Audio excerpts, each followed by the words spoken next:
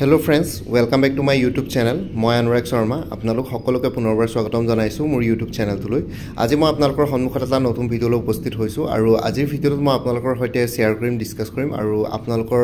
মোৰ ভিডিঅ'ছ বিলাকৰ কমেন্টত পাই থকা কমেন্ট সেকশনত পাই থকা এটা প্ৰশ্নৰ উত্তৰ দিম। কেইটামান প্ৰশ্নৰ উত্তৰ দিম আৰু সো আজিৰ ভিডিঅ'টোত মই আপোনালোকৰ সৈতে ক'বলৈ বিচাৰিছো যে APSC combined competitive examination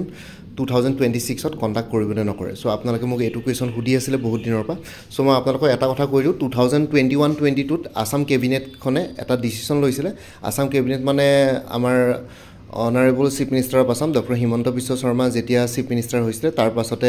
Assam কেবিনেটে এটা ডিসিশন লৈছিল যে APSC কম্বাইন্ড কম্পিটিটিভ এক্সামিনেশ্যনটো প্ৰত্যেক বছৰে অনুষ্ঠিত কৰিব APSC। সো সেই অনুষ্ঠিত কৰাৰ ক্ষেত্ৰত খালি এটা কন্ডিশনস আছিল যে সদায় হয়তো ভ্যাকেন্সি একে সমান নহব পাৰে বা একে এটা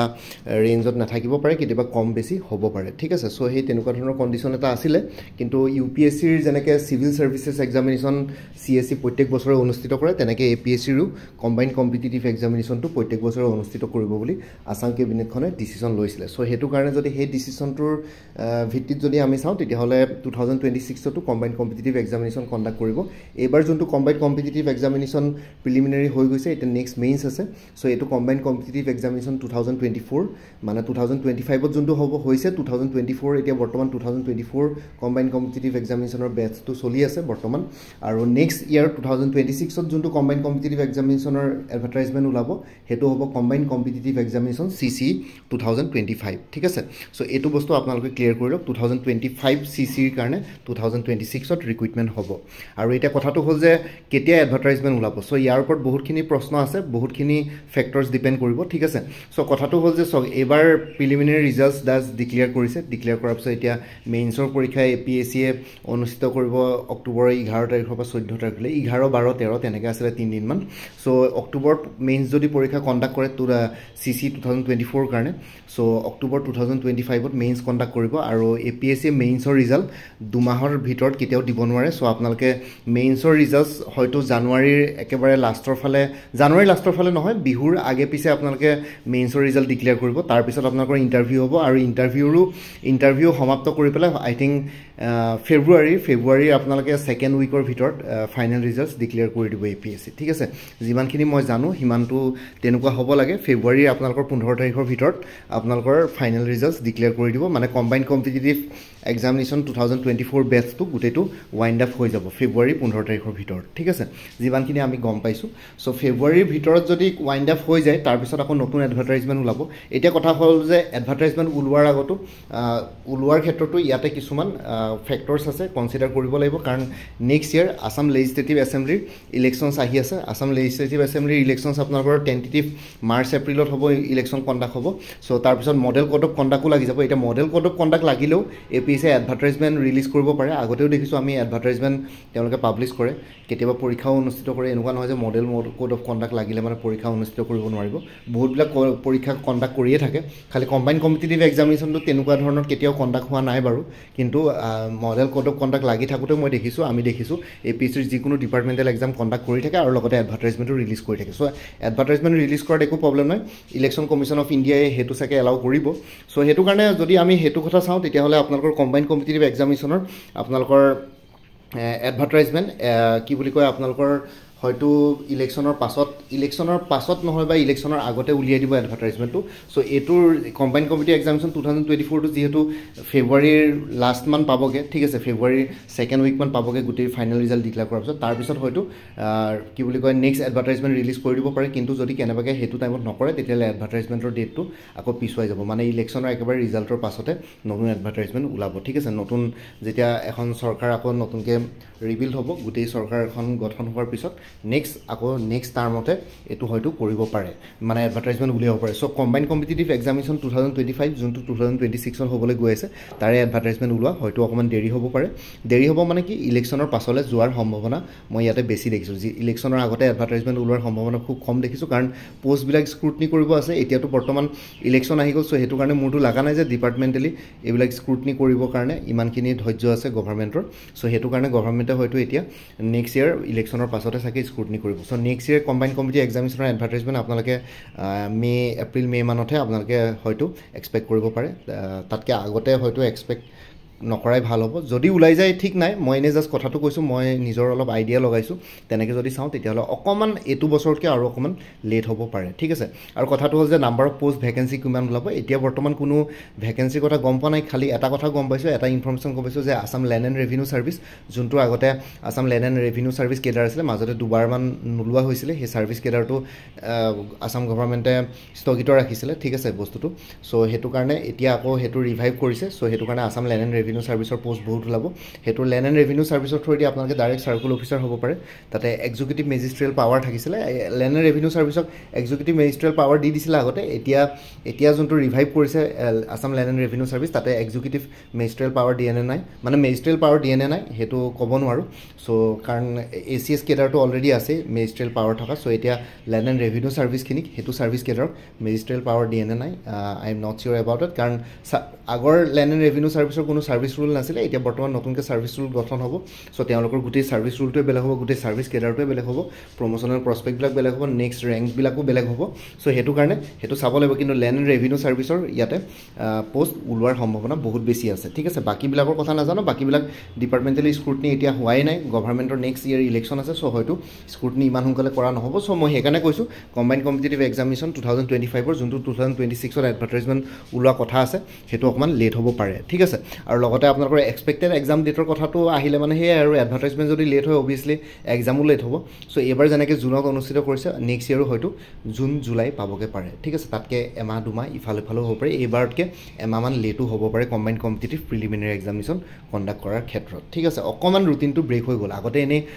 দুবছৰ একেৰাহে মাৰ্চতে কণ্ডাক্ট কৰিছিলে প্ৰিলিমিনাৰী কিন্তু এইবাৰ যিহেতু অকণমান ৰুটিনটো ব্ৰেক হ'ল APSCৰ স্কেডুলটো ব্ৰেক হৈ গ'ল এইবাৰ জুন পাই গ'ল চ' নেক্সট ইয়েৰো সেই তেনেকৈ জুন জুলাই পাই যাবগৈ পাৰে ঠিক আছে এতিয়া ইমানখিনিয়ে গম পাইছোঁ আৰু ইয়াৰ ওপৰত আৰু বেলেগটো একো তেনেকৈ গম পোৱা নাই বা এনালাইচিছ কৰি তেনেকুৱা একো গম পোৱা নাই কাৰণ অহা নেক্সট ইয়েৰ ইলেকশ্যনো আছে লগতে এই কম্বাইন কম্পিটিটিভ এক্সামিনেশ্যন যোনটো এতিয়া বৰ্তমান চলি আছে 2024ৰ কাৰণে চ' সেইখিনিও ৰিজাল্ট দি পেলাই সামৰোতে মেলোতে ফেব্ৰুৱাৰী লাষ্টমান পাই যাবগৈ ঠিক আছে ভাইভা আছে মেইনছৰ ৰিজাল্ট আৰু মেইনছৰ ৰিজাল্ট অক্টোবৰত পৰীক্ষা হ'লে কেতিয়াও ডিচেম্বৰত নিদিয়ে জানুৱাৰীৰ বিহুৰ আগতে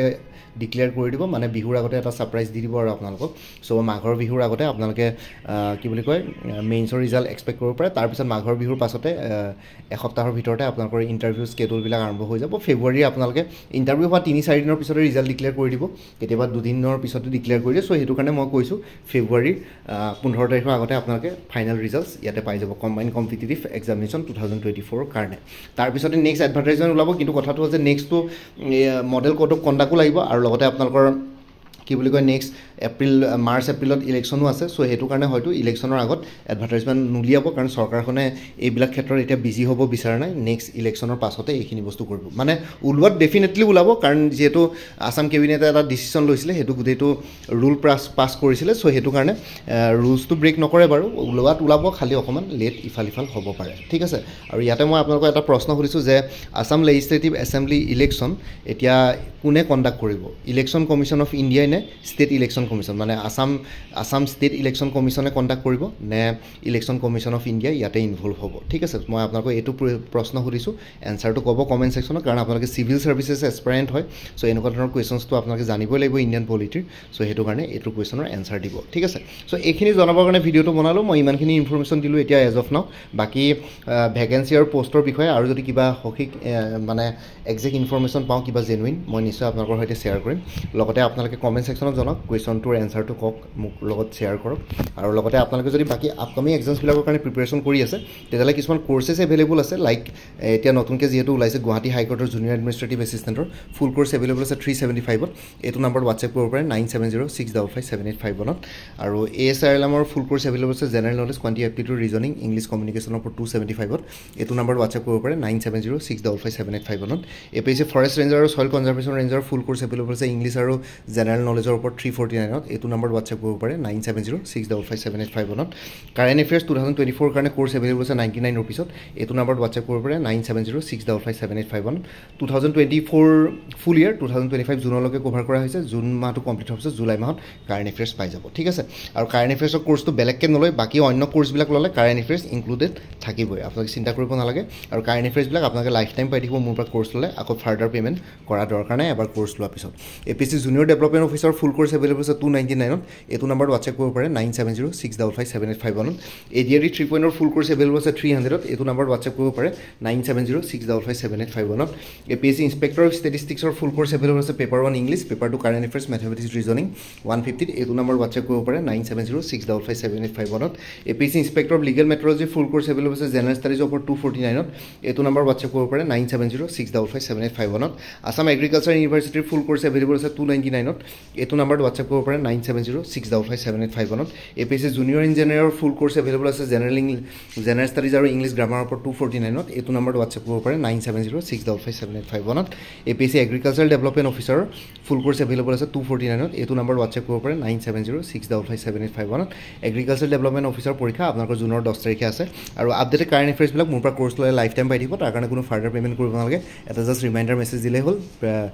প্ৰত্যেক মাহৰ ষ্টাৰ্টিঙতে বিগিনিঙতে যে প্ৰিভিয়াছ মান্থ বা লাষ্ট মান্থৰ কাৰেণ্ট এফেয়াৰ্ছ লাগে চ' কোনোবা যদি ইণ্টাৰেষ্টেড কেণ্ডিডেটছ আছে এইটো নাম্বাৰত WhatsApp কৰি জনাব পাৰে 9706557851 আপোনালোকক কোনটো কোৰ্ছ লাগে কোৰ্ছৰ কণ্টেণ্টছখিনি শ্বেয়াৰ কৰিম লগতে পে'মেণ্টৰ লিংক দিম পে'মেণ্ট কৰাৰ লগে লগে গোটেই কোৰ্ছটো নিজৰ WhatsAppত PDF ফৰ্মেটত পাই যাব আৰু ইয়াতে যোনটো WhatsApp নাম্বাৰ দি আছে এইটো অনুগ্ৰহ কৰি কল নকৰিব এইটো জাষ্ট WhatsApp মেছেজৰ কাৰণে এভেইলেবল কলৰ কাৰণে এভেইলেবল নহয় বাকী কোনোবা যদি আগতে মোৰ পৰা কিবা কোৰ্ছ লৈ থৈছিলে এবাৰ জনাই দিব তেতিয়া আগৰ মেটেৰিয়েলছখিনি বাদ দি যোনখিনি নতুন মেটেৰিয়েলছ লাগিব সেইখিনি ল'লে হ'ল তেতিয়া প্ৰাইচটো অলপ কমি যাব বাকী ভিডিঅ' ডেছক্ৰিপশ্যনৰ কমেণ্ট ছেকশ্যন চেক কৰক কোৰ্ছখিনিৰ কথা আৰু এবাৰ উল্লেখ কৰি দিছোঁ তাতে গৈ পেলাই আপোনালোকে কোৰ্ছখিনিৰ কথা সবিশেষ চাই ল'ব পাৰিব আৰু লগতে মোৰ আৰু এটা চেনেল আছে অসম আইকি বুলি সেই চেনেলটোৰ লিংকটো এই ভিডিঅ'টোৰ ডেছক্ৰিপশ্যনত শ্বেয়াৰ কৰিছোঁ আপোনালোকে সেইটো চেনেলো ছাবস্ক্ৰাইব কৰিব পাৰিব চ' ভৱিষ্যতলৈ এনেকুৱা ধৰণৰ কম্পিটিটিভ এক্সামছবিলাক দিয়াৰ ক্ষেত্ৰত আৰু অলপ এক্সট্ৰা গাইডেঞ্চ পাই যায় বাকী APSC CC 2025 বুলি এটা মই প্লেলিষ্ট ক্ৰিয়েট কৰি থ'ম সেই প্লেলিষ্টত গ'লে মানে এই পৰীক্ষাটোৰ লগত জড়িত সকলো ধৰণৰ ভিডিঅ'ছ পাই যাব ঠিক আছে সেই প্লেলিষ্টটো মেইনটেইন কৰিম 2026ৰ কাৰণে CC 2025ৰ কাৰণে তো CC 2025-2026ত যোনটো হ'বলগীয়া আছে সেই প্লেলিষ্টতে আপোনালোকে পাই থাকিব ঠিক আছে চ'